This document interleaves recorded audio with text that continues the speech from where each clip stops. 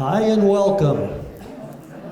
I'm Al Donaldson, and I'm a board member for the Dutch American Heritage Museum, and we are exceedingly happy and excited to have you here tonight. Tonight we are excited especially to have a Reader's Theater, which Dr. Jim Scopp adapted from a Charles Dyke, The Story of Sioux County. Now before we get started, please silence your phones.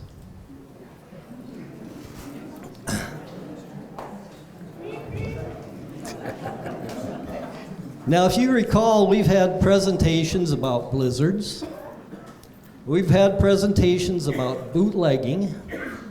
We've had presentations about murder, blood, mayhem. But tonight is the first time I can remember that we have a story based on gossip. Now, Charles Dyke was a newspaper reporter and writer of the history of Sioux County. And his history of Sioux County was written from his point of view, which seemed to be mostly accurate. He did tend to change some of the names, as they say, to protect the innocent, or maybe some of the guilty. The story of Mother Mao may be one of those stories. A little later, Sarah Heuser, our museum treasurer and Northwestern archivist, will explain how she tracked down the real Mother Mao. If you have a chance, take some time to read Charles Dyke's book. Linda and I did so a few years ago, and we had a good time doing it. We must not have a life. I thought, as always, it'd be nice for the Nights at the Museum group to get to know Jim a little better. And so I was happy to find that he was featured on KSOU Daily Grind yesterday morning. Now, I was doing my part-time job driving cars to Verhoof, so I had it on the radio. And I thought, well, this is good. So I was driving, and Jim told about growing up in Sheboygan. He also told about going to Dordt College. He had two sisters, I think, that went before him and had a good experience. So he thought, well, that sounds like a good place for me too. He also talked about teaching in a small town in Wisconsin. And it was known as the cheese capital of the world. And that's where students would bring Jim cheese from their local dairies. Now, I think that sounds a little suspicious to me, like they were maybe trying to get a grade. He also talked about reconnecting with Barb, who would become his wife, and wanting to go to graduate school so that someday he could become a writer. Here he is. I thought the introduction was writing itself until I got to the intersection of County Roads B42 and K64. All of a sudden, all I got was static. It quit. I had to drive my vehicle to Orange City, and KSOU was not broadcasting. So by the time I turned around and went back to Sioux Center, I missed the rest of the interview, which was disappointing to me. For you curious minds out there, Jim may have to expand on what I missed. We'll see. James Calvin Scopp taught literature and writing at Dordt College, Sioux Center, Iowa, for 37 years before retiring in 2012. He's published many short stories and several novels, including Romy's Place, The Silence, There Are Ghosts, The Secret of Barneveld Calvary, and Touches the Sky, and many more, as well as short stories. And he talked about some denominational pamphlets and devotionals. He and his wife Barbara are the parents of 2 adult children and live in Sioux Center. Now I think Sarah will come and comment on how she discovered the real Mother Mao, the woman behind the legend.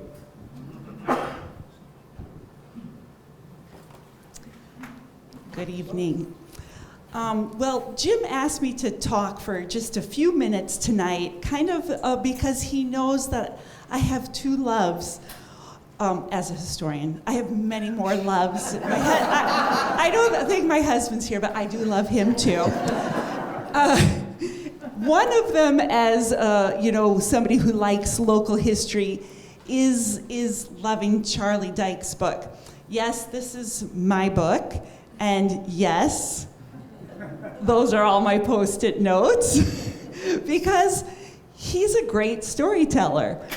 As a historian, it's a great place to start or to fill in gaps.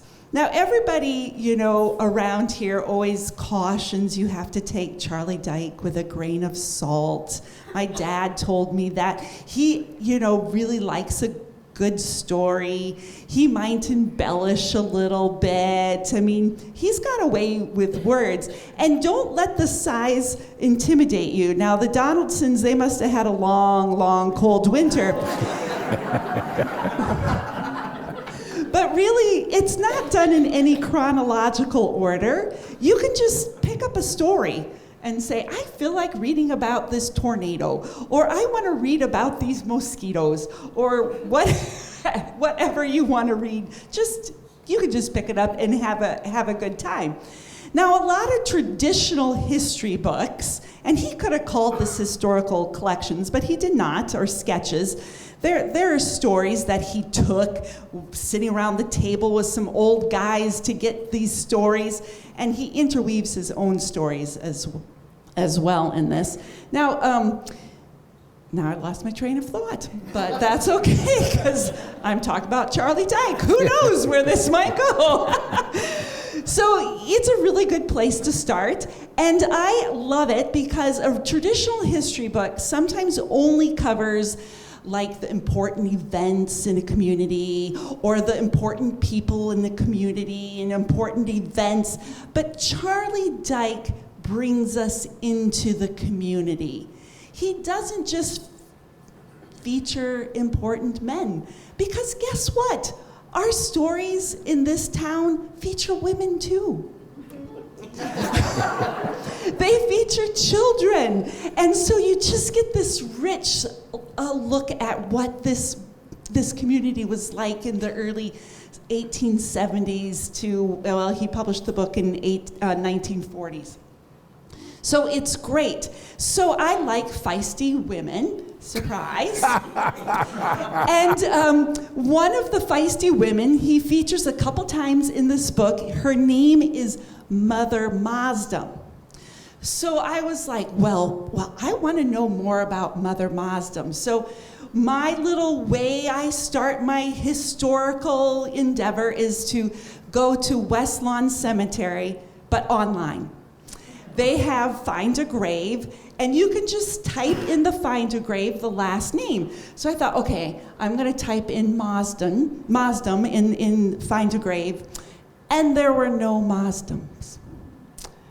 Crickets, nothing. Well, as Al said, lots of times Charlie Dyke, if a story seemed maybe a little embarrassing for the family or a little salacious, he did try to protect the family by using a fake name. So I was like, Mother Mazdam, was this a fake name? So then I go to a really solid history written by Nelson Noonheis. And this is one of your traditional histories that are filled with footnotes. It's chronological. It has context. I mean, he's a good historian. And on page 110, I found my answer in one sentence, that there was a Mother Mao in early Orange City that ran a tavern. So now I had a last name, Mao. And guess what? When I went back to West Lawn Cemetery in the comfort of my own office with my computer, and I put in Mao, well, there's a lot of Maos. So I start kind of going through the list, trying to find a Mao, a woman who might fit that time period, and I kept clicking on them because the great thing about this website is they're often linked to the actual obituary and family members and everything like that. So I came across this Joanna Margaretha Peters Mao. and she fit the bill. And I looked at her son's information, and it seemed to correlate with our stories. And so then I do what any good historian does. We start sleuthing. We're really detectives. Get in my Nancy Drew phase, and I start looking at other primary documents like the Atlas, the Story of Sioux County, and yes, there's another story of Mother Mao in there. And I start looking at the newspapers, and I start looking at Ancestry.com, and I start looking at the Sioux County newspapers, which are all digitized as well. So once again, I can be a lazy researcher and sit in my office and eat my popcorn or my Cheetos or whatever and do some serious history. And so then I learned all about her, and I, just like I enjoy Charlie Dyke's book, I really like, as a historical character, Mother Mao, because she was a plucky woman, a feisty woman. Now let the play indicate that. Yes. You don't have to tell ahead of time. I'm not going to give away the story. I am not, no, there's no, warning. Don't proceed with, no spoiler alert. Thank you, Will. No spoiler alert. But this is what I did find out about her, which is not in the Reader's Theater. Phew. When the Maus came, her husband Cornelius and Joanna, their oldest son Ben, and the rest of the family, they first settled in Pennsylvania. They did not have very much money, so they had to work their way across the United States to finally make it to the promised land of Orange City, Iowa. And while they were in Pennsylvania, the oldest son, Ben, he was working on the railroads to earn money for the family, and her husband, Cornelius, was working in the coal mines. Well, he was had to lead a mule or horse filled with a cart of coal when the horse reared up and trampled him on his back, and Cornelius perished. So now we had a 55-year-old Dutch immigrant with children and a family to support without her husband. So that is not easy. No money, no husband to provide. So the family, they make their way across the United States. They pick up some work in Michigan at the lumber yards, and then they make their way to Orange City. And while in Orange City, Joanna built a tavern, an inn, or a saloon. And also, so she took in boarders. She also had a stable for horses and a large yard that the horses or the wagons could be parked in. And another newer source that we now have, this is 3 volumes. Janie Smith did a research into the 1870 settlers, and she discovered exactly where Mother Mao's place was. And her tavern was right on Central here, but near First Reformed Church. So if you know where the Century Home is, that was not the Century Home then, obviously, but her property was right on that corner. So she was right in the midst of the town. And there are a lot of rich stories about her. She almost got perished in a blizzard. She had a great dance at her saloon for the 4th of July. There's a lot of great stories. So piece by piece, when we look through all these documents, we get a little sense of who Mother Mao was. And we have Charlie Dyke to thank us to get us going on that search. So tonight we're going to learn about this widow who was a businesswoman, a tavern keeper, and a survivor. And tonight, in this delightful retelling by our own modern-day Charlie Dyke, Jim Scott, we are going to be reminded of a woman whose stories should not be forgotten. But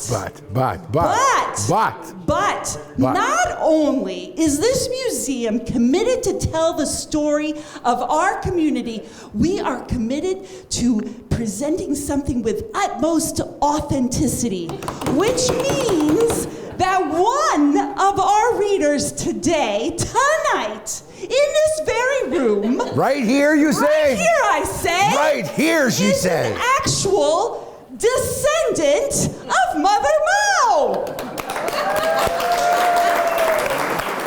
Jim Bonacroy is the great-great-grandson, fifth generation of Mother Mao. So her DNA is present with us today. And we are also delighted that his wife, the lovely Leanne, will be playing the role of Mother Mao. So tonight, I hope you thoroughly enjoy this Reader's Theater, that you can just enjoy one of these rich stories from our community. Yes, very much. Thank you, ma'am. Well, what can be said after all of that? I feel especially privileged to be able to say to Sarah, you get to introduce the bloodline that's going all the way through here. But we are absolutely thrilled to know that this story, which both of us worked on, works out in such a way that actually we have someone whose DNA is part of the original story. Let me just say a couple words and get going. First of all, about him, Sarah's done a good job in giving you a sense of who this man was. You see the book. There's the book. The book came out in at least 2 editions, if not more. What makes it especially interesting is that it's really, really, really anecdotal. So she tells history in blobs of stories. And trust me, okay, we'll go back here. So in I can't even think back that far. 1976 or 77, when my family and I moved from Arizona here to Northwest Iowa, I decided that I wanted to write. And I didn't know how to do that. I'd never had a class or anything on how to write. So how does one learn to write? And I decided that what I do is read old history books and find stories that I really thought thrilled me. And then try to figure out, okay, here's an anecdote, here's something really rich that happened. How could I write that? Where would an intro come from? Where did a second act come from? All that sort of thing. So we're living here then, and my mother-in-law, Bertha Van Gelder, Barbara's mother, said to me, you know who you ought to read, Jim? You ought to read Charley Dyke. She said it in that tone. You ought to read Charley Dyke. She didn't say, you ought to read Charley Dyke. She said, you ought to read Charley Dyke. But just remember, Jim, when you read him, then you have to sort of take it with a grain of salt, because he, would sometimes write more than was actually there. Now, whether or not that's true, I don't know, but it made me more anxious to read the book. So if you were a real sleuth about things and you'd read the book did I take one along? I did somewhere, but I don't know where it is, down here. So when I read that book, I came up with about 3 or 4 stories. I found some elsewhere in the sort of chronicles of Dutch Reformed people across the upper Midwest. And way back in 78, something like that, I published this book. You can do the math and find out how many years ago that is, with my own great-grandparents on the cover at a homestead in South Dakota. Just so happens, I thought I'd bring this up, just so happens that my great-grandfather and grandmother are buried here in Orange City Cemetery. But you will find that story called The Mocker. So Scop is working from Charley Dyke, And when earlier in the year we started talking about what are we going to do this year for Nights in the Museum, and Sarah said, Jim, come up with something. Let's do something with Charley Dyke. I think maybe we can do that somehow. So much of the casting and the characters and all that sort of thing comes actually from the short story. Now, I'd love to be able to tell you I have 100 copies of the book out there, enough for you and all your grandchildren, but it's out of print, so I don't have any, so I'm out of luck. About the book, I talked about that. About the work, Sign of a Promise, I did that. About the cast. Now, I didn't include this, but I want you to just stand up a minute when you are called, so to speak. Mother Mao and Mr. Mao, we've already identified right here as the Bonacroix. I don't know exactly what happened over the dinner table or breakfast table or whatever, but Leanne said to me, oh, that would be fun right away, but I don't think Jim will do it. If you're interested in knowing how that happened, then you'll have to talk about them afterwards or to them. Doug Kalsbeek is playing the constable. Doug, just sort of stand up here a minute. Keith Feinart is playing the dominie. And we all wondered whether he had it in him. But you'll have to find out. Not playing, this is Reader's Theater, so it's not like we're going to move into a big act here. What's going to happen is we're going to read the story. That's the way it goes. Deputy Smits is William Minnick. And the most interesting cast of them all, which is right over here, Ryan Vanderhill, is playing the famous and much beloved... I forgot the name, Yella Pelmolder. Well, if you don't know about Yella Pelmolder, you'd have to find out. Yella Pelmolder. Many times he was called Yella, too. Yella. Uncle Yella. All right, then, if I can put my wits together, we should start. Am I forgetting anything? Scene 1? I don't think so. All right, some time has passed since the new ordinance against liquor went into effect. For all of that time, Mother Mao, who didn't believe she should be included, continued to serve liquor and simply didn't bother with the tax. The inn in question is a residence that is attached to Mother Mao's inn. We're in the residence, in the parlor, in the front room of Mother's home. Mother herself sits in an easy chair, her favorite, her little dog on her lap, the Bible beside her. She is being visited by Elder Young Award. Oops, I should have put her up here a minute first. Oh, wrong way. These are Ryan's drawings, by the way. I'll talk about that later. I don't know why it doesn't want to go forward. I'll get it later. Other arrow. It went backwards. There you go. Yeah. Was there? We'll figure it out. She's being visited by Elder Young Award, who is clearly nervous because of his own discomfort in being here. But alas, he is visiting doing church discipline. And thusly, we enter their conversation. And your brother, Dirk? Yeah, fine. His little ones grow fast, but they all do, niet waar. And his family in Harrisford?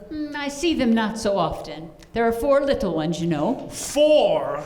Oh. Little Edward came last summer. I took the train to see him. All healthy, too. It is only with prayer and diligence that we raise our children, yeah? And today it seems the job is much more difficult. Worldliness, it's right here on our doorstep. It is never easy to raise little ones. And things were not always like they are today. The old ones knew what was right and what was wrong. The church was strong then, when you and I were children.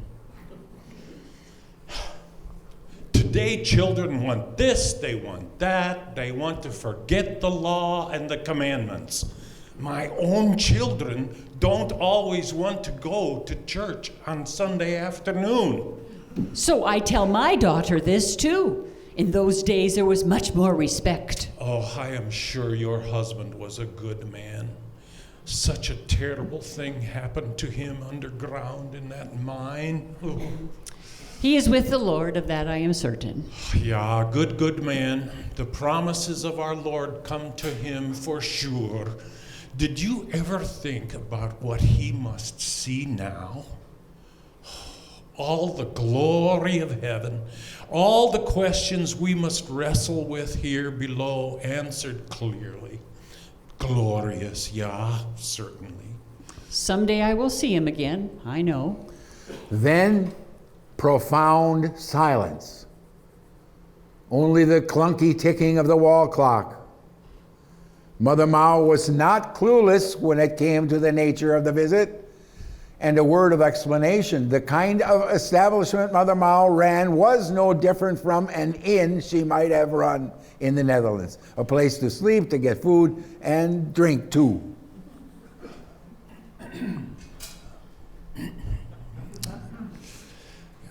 Rain. Yeah, rain we have in good supply, no?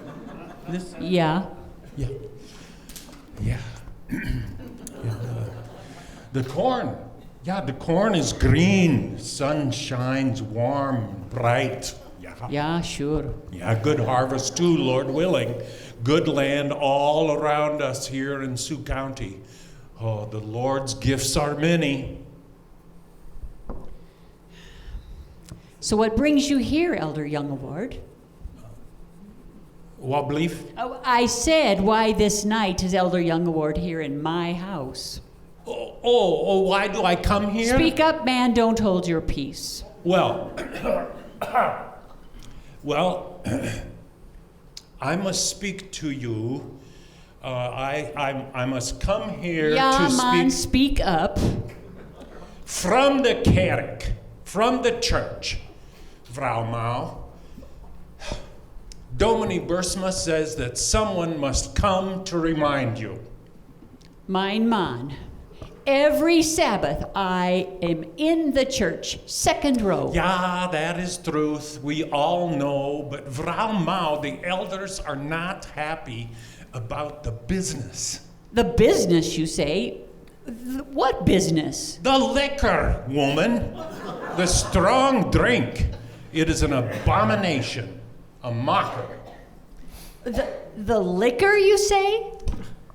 Yeah, the liquor, it leads men to sin and then to hell.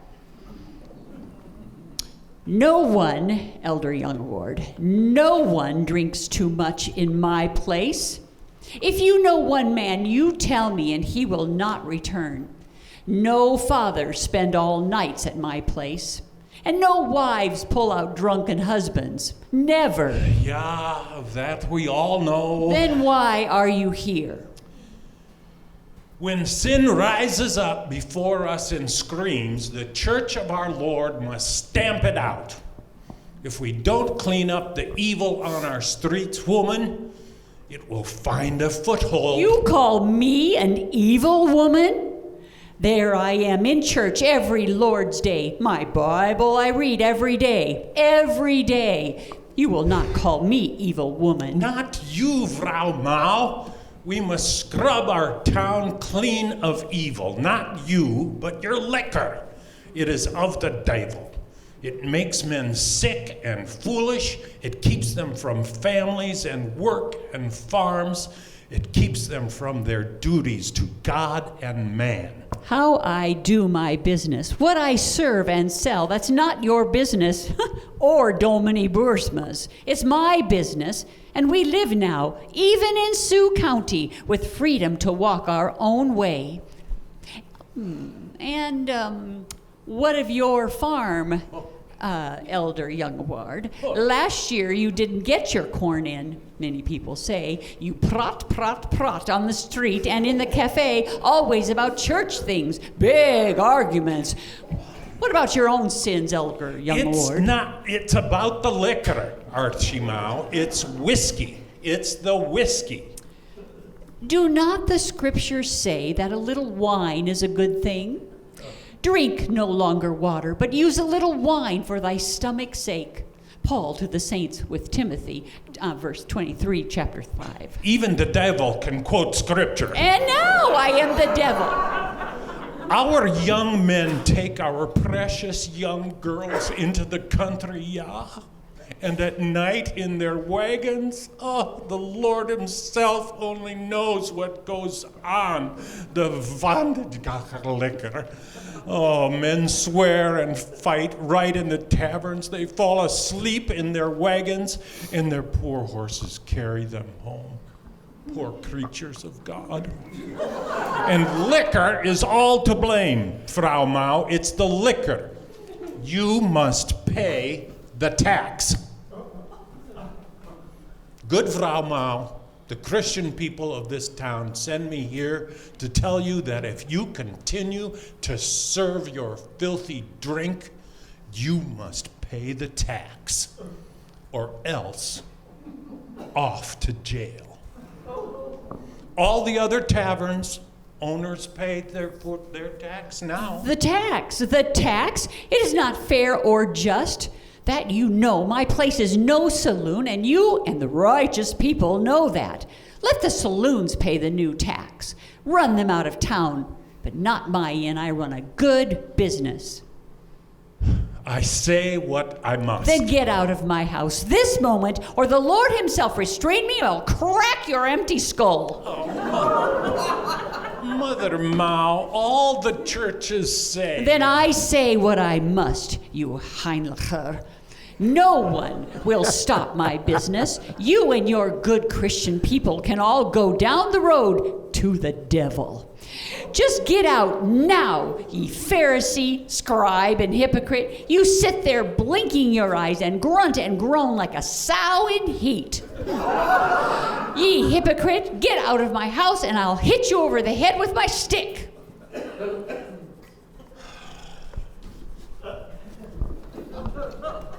And I am not your mother.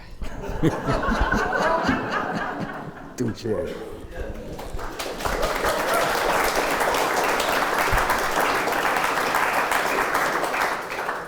I shouldn't do this because I should stay with the story, but just a second. I wrote that last part, all that stuff about like a sow in heat. I didn't write that stuff. And then Sarah said to me, you know, you should really read what she actually said and put that in there. So I did.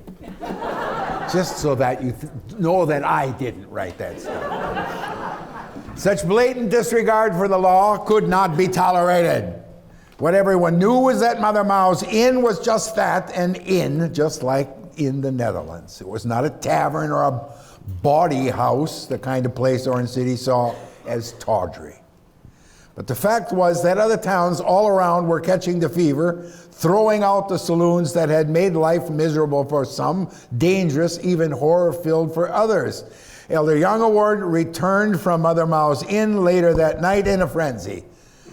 Although she hadn't expected immediate compliance, he hadn't expected immediate compliance, what he'd encountered with Mother Mao was forthright rebellion, and rebellion was something that could not and would not be tolerated.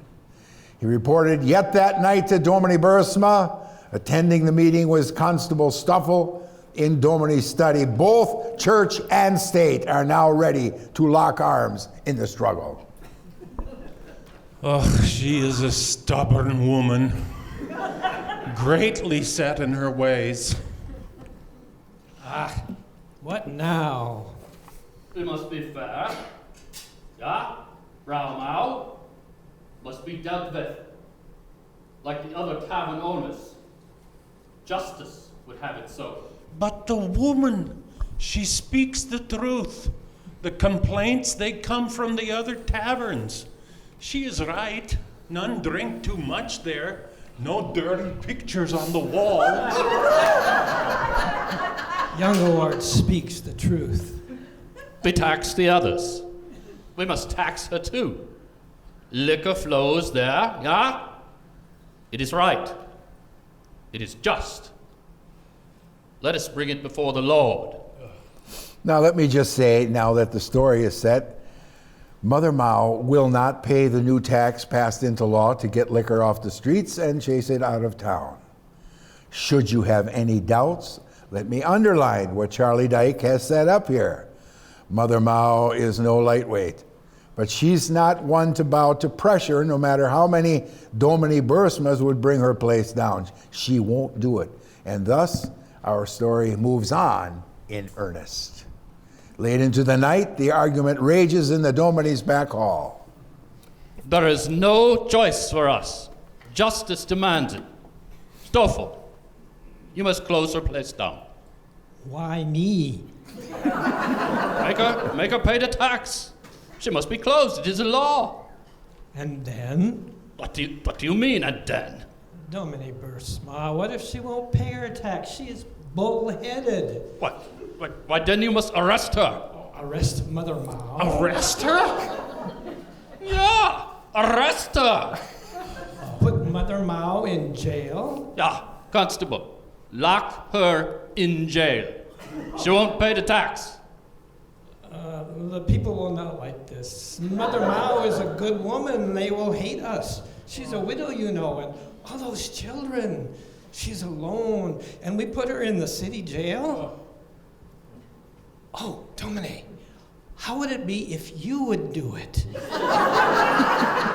The Domine comes to visit, and she has little cakes all baked up fresh. The people know she works like a man, shows charity to strangers and to those whose crops are full of grasshoppers. My wife tells me that Frau Mao has given free meals to every poor, even to Americans.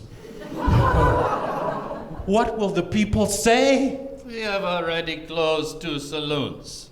Another will close this afternoon. It is just. We are doing the Lord's work.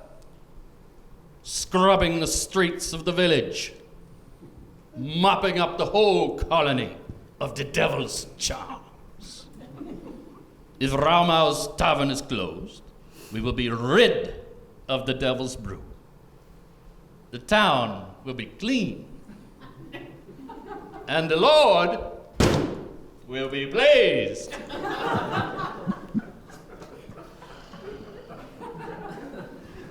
But how can we arrest a widow? My Bible says the work of the believers is to protect the widows, to do them no harm.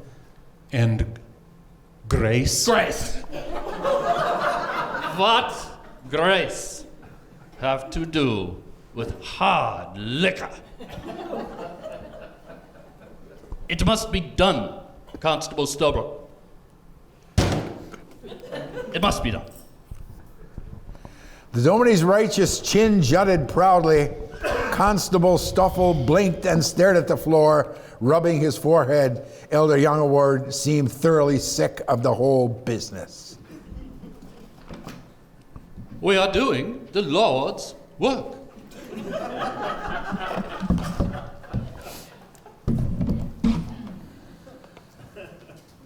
It's early morning now, a day or two after the clash at Mother Mao's house. Constable Stoffel and Deputy Smith are on Main Street readying the wagon for a job neither of them want. Constable Stoffel takes his work seriously, even though it wasn't always easy. When Deputy Smith showed up as requested to help him with the arrest, going to speak to Mother Mao was not a chore. Both wore a sour face, as they would all day long. Ugh. Darn well strange for you to call and help this time of day, Stoffel. It's barely dawn. What business do you need from me so early in the morning? The ways of the Lord are sometimes not ours to own or know. It behooves us in faith to live with troubles even when we don't understand. What has the Lord to do with Mazen? Domini Bursma says we do the Lord's work. He says all around us, the people, the Americans, even the Americans are going dry. Hall and Rock Valley and even Sioux Center. Domini Bursma says we must cleanse the village of wickedness, the whiskey, the mocker. But why arrest Mother Mao? And why me here? And why the wagon? Are you expecting the Yankton Sioux? She must pay the tax. She refuses. Last night she threatened young Ward with her cane. We will arrest her this morning if she still refuses. And you need me to help you arrest an old woman? A widow? I have a barn to clean. Surely you don't need an extra hand. She's a woman. Yes, a strong one. That's true. But surely you don't think... As you say, Smith, she is strong through the shoulders. Is that not right? She is a big, strong woman, Mother Mao. What do you say? She will fight with 2 men? Come on now, Stoffel. That old gray mule of Henry Don has more sense. Verdori, what will the people say about us? 2 big men, you and me. We wrestle Mother Mao to the ground and haul her off to jail? And besides, who doesn't love Mother Mao? When they turned the corner and head for Mother Mao's inn, the relief on their faces could have stopped a war. There was no one on the street. There would be no spectacle. Nothing moving but the constable's buckboard. It comes to me now to know about the wagon. You and me, we wrestle her to the ground, haul her away like an old mare. You need me to help you toss her in the back of the wagon and drag her to the tank. Ach, dat hat te ver. Deputy Smits pulled on the reins gently, stopping the horse before the inn. He jumps first from the wagon. I don't like it, Stoffel. It is foolish and stupid. What will people say? She's no criminal, not even all that much a sinner, and her husband gone too. God rest his soul. Orange City was that morning cast in silence. Deliberately, Constable Stoffel had planned the arrest early, hoping for just the situation he got. The streets empty as a cave. It's just plain foolish and stupid. The 2 of us will wrestle her in the dirt, then throw her in the back here. Is that the kind of foolishness you're after? Constable pulled up gently on the reins to stop the wagon just in front of Mother Mao's inn. Ah, Smith, it is shameless and stupid. I don't like it either. The constable jumps from the wagon and the 2 of them walk reluctantly up to Mother Mao's front door. The people won't like it. This is Mother Mao here. Now you and I handle this righteous woman like a criminal and leave her on the wagon here like crowbait? Ben Yachek. Smith, Hajimo, you think for me this is a party? Yeah, sure, what a barrel of laughs with this silliness here. But the law, it is the law, yeah? You serve liquor, you pay tax. Archie Mao's inn serves liquor. Archie Mao pays the tax, yeah? It is fair, it is just. If she won't pay, her business must close and she goes to jail. It's that simple, it is the law. Constable Stoffel went into a stall. He stands at the door waiting to knock. She may be working at the inn. People stop for breakfast. No. Catherine Hebink is there now. She opens up in the morning. You know?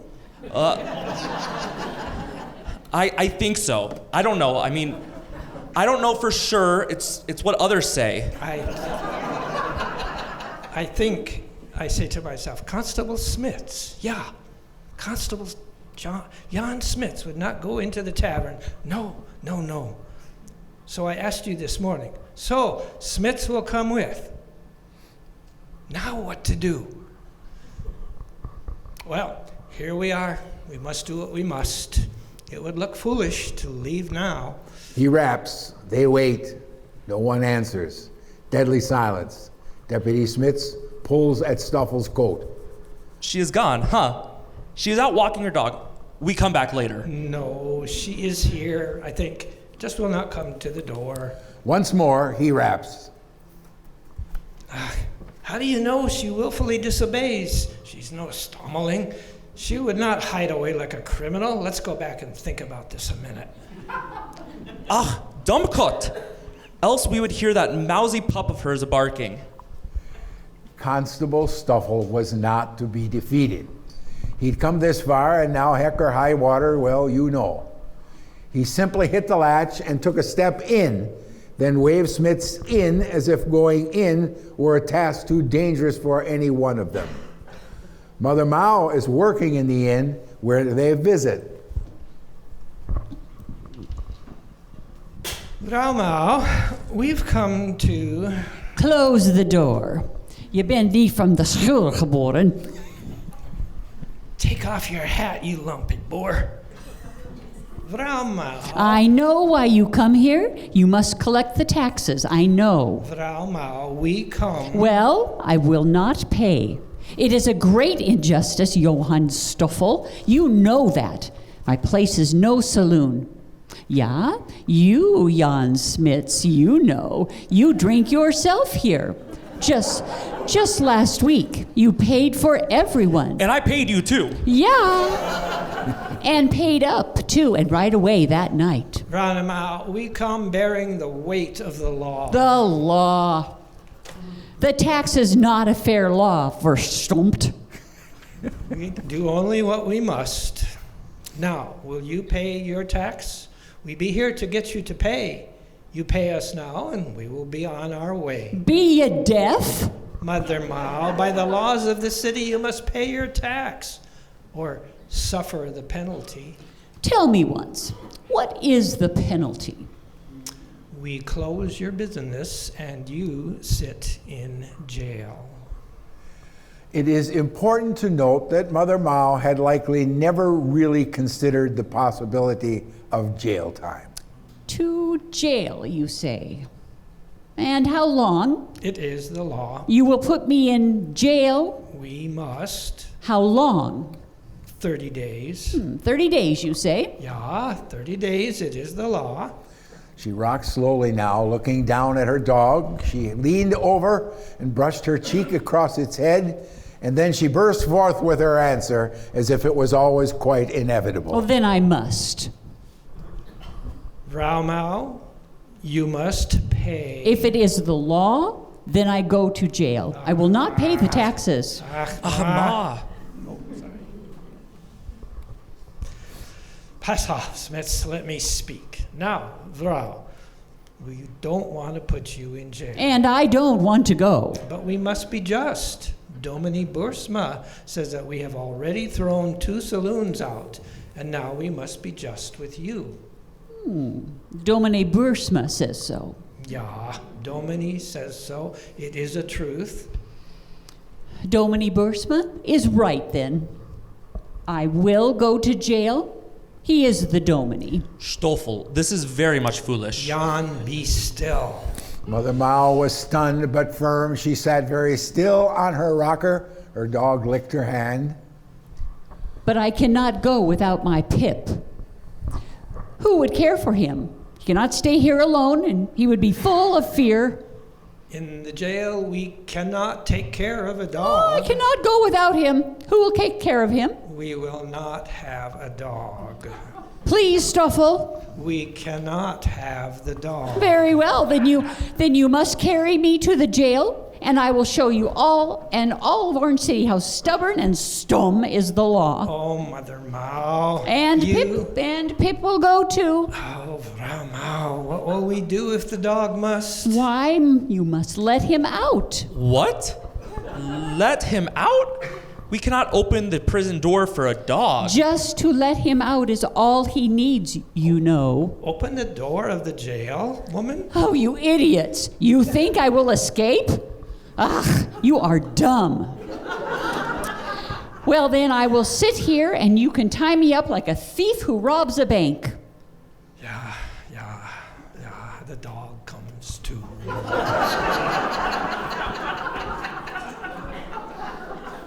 And my Bible, Constable? To prison I will not go without his holy word. Yes, of course, your Bible. Must I go now? Yeah, Drumhow, the time has come. I must yet get things ready. Catherine will take care of my place. She puts Pip on the floor, rises slowly from the chair, and plods out of the room, her wide shoulders swaying boldly. Once she was out, a good chunk of the fight was history, or at least some might have it believed that way. Thank the Lord she will not fight. What would we do? Ugh, it would not be easy. But what about the dog? What if he messes the floor? Ha! Stoffel, You will clean it. The dog is trained. Don't be so foolish.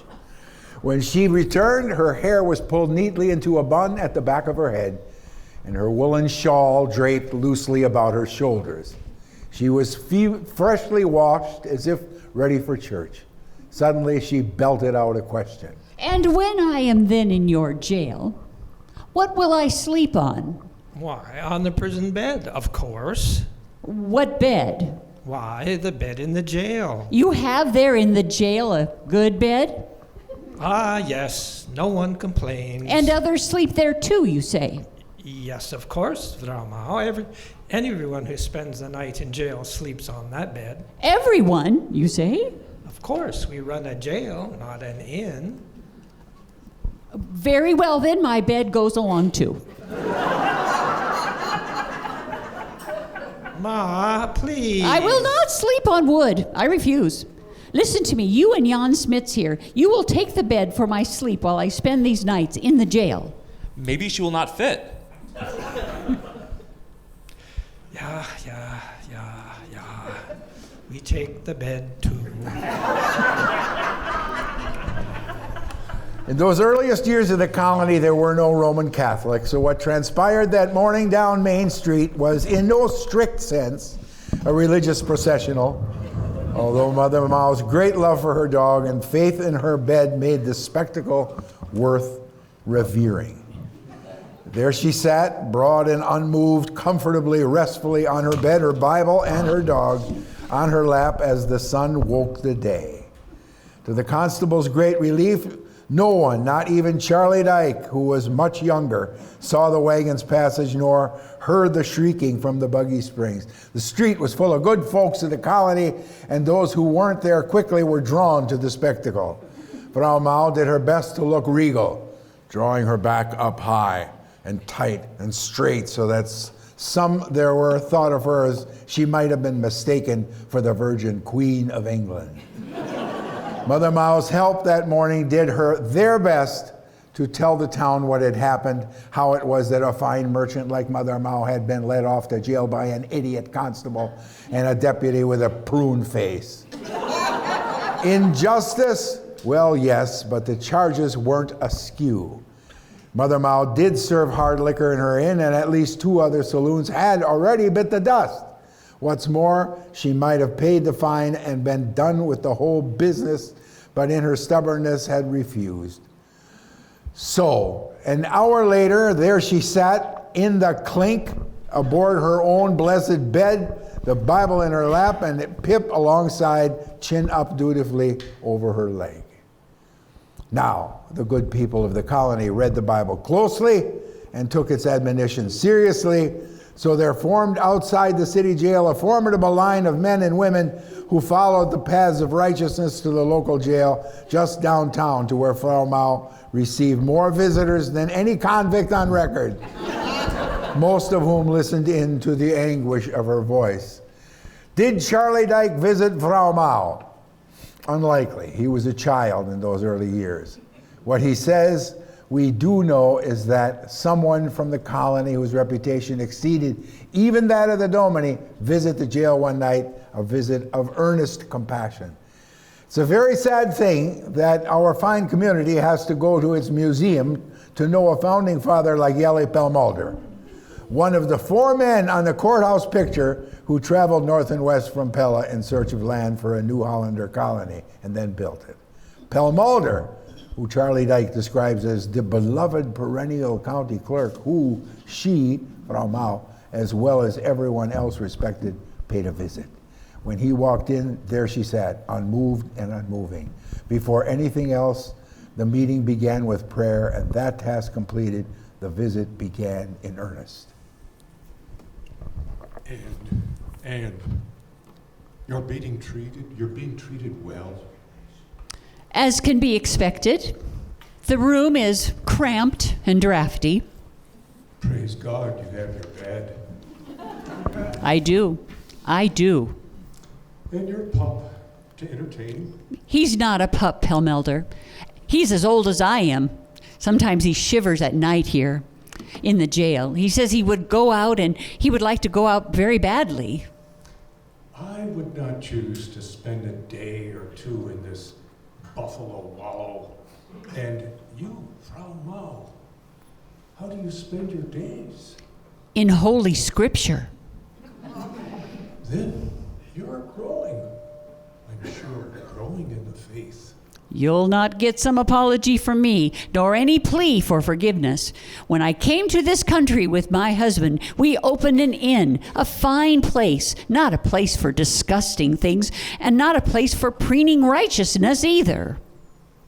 People, good people tell me that Mother Mao, she treats people well, treats them as they want to be treated. And no drunkenness either. And no drunkenness. My husband, A fine man, I'm sure, and killed so dreadfully so far away in Pennsylvania. yes, a fine man. My husband could make sure there was nothing amiss in our place. Had he lived to see this place, he wouldn't have had any drunkenness because he knew that strong drink led to fightings and worse. He would not tolerate a mess. May he rest in peace. And I have a paddle too, and I'm not afraid to use it. Of that I'm sure. No man or woman I know is happy that Frau Mao is here behind the bars of this jail. Everyone I know believes you should be out of this dirty place and in your own home. To that list, you can certainly add my name, if you will. I certainly will. They like to say that it's not right that you serve liquor in your place. They don't like hard liquor, think it is a mocker and a sin. And it certainly is. With the wishes of those people behind me and their fear of liquor in mind, I would most certainly like to say that we all hope you will simply remove all that liquor from your inn. And then the streets are clean, you think? We have all sinned, Paul says. We have all fallen short of the mercy of God. My husband, he thought highly of you. And you, Pelmolder, have you ever been to my place for a good hot meal? Never, no. I tell you what, you come to my place and let me dress up a supper for you someday soon. And I just might think this whole business over once more. Maybe tonight yet? Tonight? I can talk to the constable right now and get you home again tonight in time to peel potatoes. I can't be ready tonight. What would I cook? Anything. Anything. You come to supper with me tonight to my place, and you will talk to the constable, and when you come, you will eat in the inn. It's time that you visit. It's time Yelly Pelmolder comes to eat in my inn. Right now yet? This morning, together, you and me, we end your prison sentence. I want you to go home now. You've suffered here long enough. And you come with me. You ride with me on the constable's wagon. I have my own rig outside, right here. No, I insist. It was a grand ride when they took me here, but it was early morning. You come with me now, just at noon. You ride with me. Just think of it. Yelly Pelmolder rides with Mother Mao back to the tavern. Oh, my man would be so proud. With the constable? How so? With the bed. With the bed? Back of the wagon, it fits. The bed, you say? And Pip. And the dog? He doesn't like the jail. Oh, and the Bible. Yes, of course, the Bible. Open to any what verse? Let he who is without sin cast the first stone. Yeah, maybe that one. That's a good one, surely. I think so.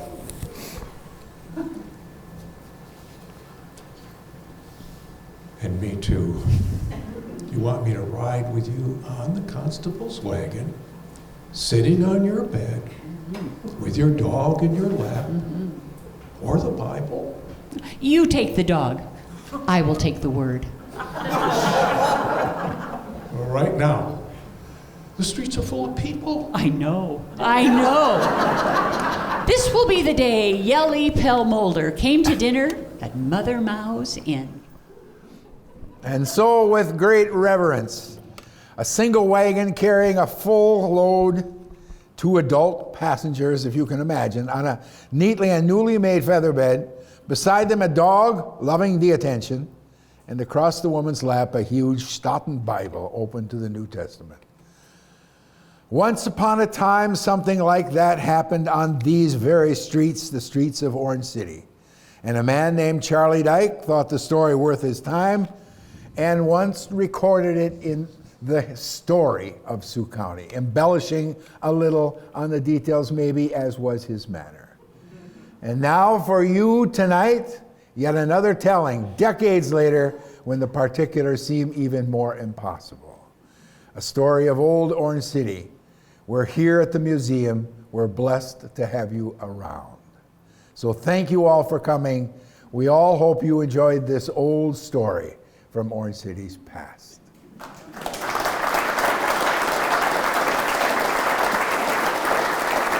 I would like the cast here, the readers, to stand. I'm not paying them very much money after all.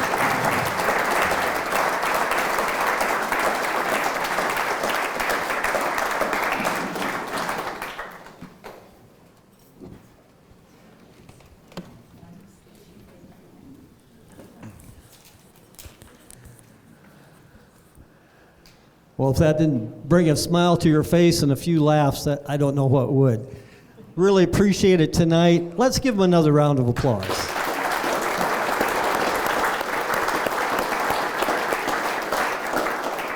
That was great. Also tonight, I have a few announcements to make. It's probably longer than I usually like to do, but we'll do it anyway. We'd like to thank Isaac Clausen for his fantastic job for our nights at the museum. He's the one in the back that records our programs, and you can see them on YouTube and our own museum site. So if you know somebody that didn't show up or you want to see it again, you can go there. We'd also like time to announce that Abby Sitzman is donating time at the museum for credits toward her master's degree. She's cataloging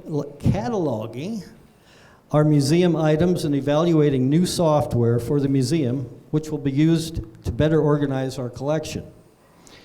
Your generous contributions will go toward the needs as well as helping us reach the goal of hiring a staff person on a regular basis.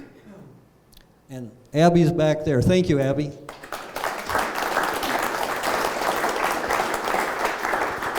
We're also happy to announce that 2 events will be held here at the museum, which were not officially part of Nights at the Museum. But on Thursday, October 2 at 6:30, Orange City native James Kennedy will present Disquieting Dutch. 7 o'clock, sorry. 7 o'clock. James Kennedy will present Disquieting Dutch, a discussion of recent political developments in the Netherlands. The discussion coincides with honors that James will be receiving from Northwestern College. And on Tuesday, October 7, Dr. Douglas Firth Anderson will showcase his new book entitled Pursuing the Light, A History of Northwestern, 1882 to 2024. Doug's right over there. Doug?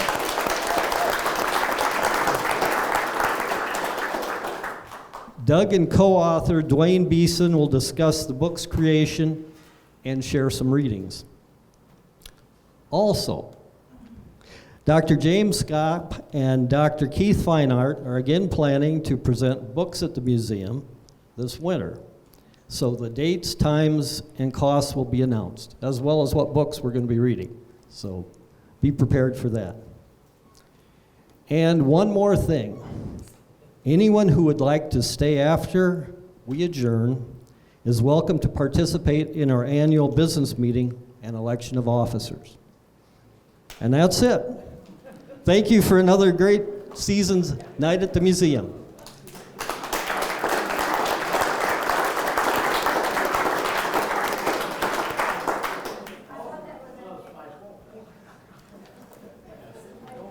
You can mingle among each other.